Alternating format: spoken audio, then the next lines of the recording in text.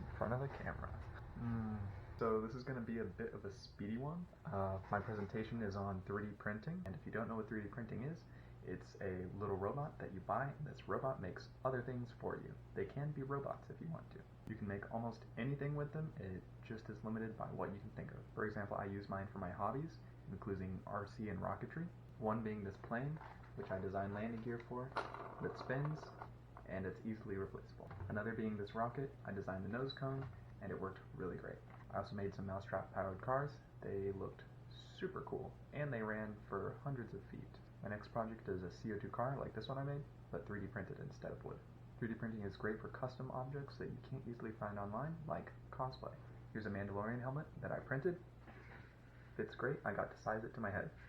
I also printed this gauntlet piece to have really great detail without having me to spend too much work.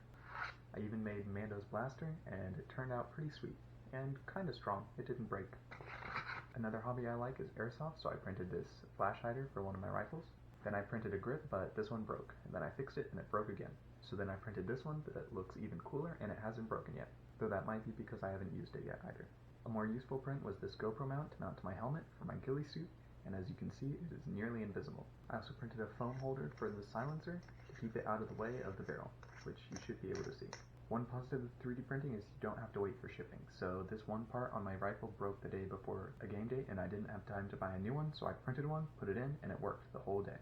I ended up saving $10 on the part and 2 weeks worth of shipping. For airsoft, I also made these caps that lock the bottom of this rifle stand. It's also great for printing other little knickknacks like this chainmail armor.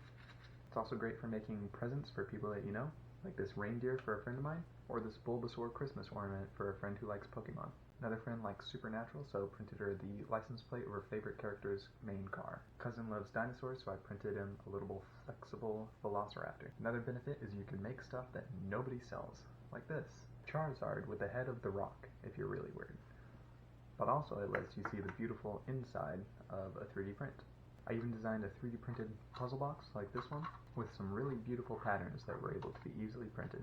Now with all those positives, there is negatives. This one took a few days to print, but you can always print your prints overnight, or when you're going out somewhere, you can just print it while you're leaving. It's still much faster than shipping it. Talking about money, it's an expensive tool, but it ends up saving you more money than it costs, and they're getting cheaper. $200 is for the one that I got. If you get this, it will be a hobby, not just a tool. Other people are doing much cooler things than I am, though. People that are designing prosthetic limbs, so they replace your arms with a 3D printed one. They can make it fit perfectly and so much cheaper. Others are printing houses with concrete and other materials. Some companies are even going crazy and they're printing entire rocket bodies out of metal. Yes, there are metal 3D printers. And some others are even printing race car parts, which is awesome.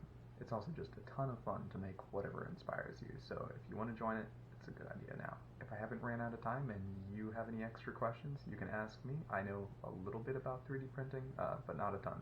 YouTube is your friend. This is gonna be rough. If it ever breaks again, you'll know exactly what to do to fix it. Well, not really. You'll know part of what you need to do.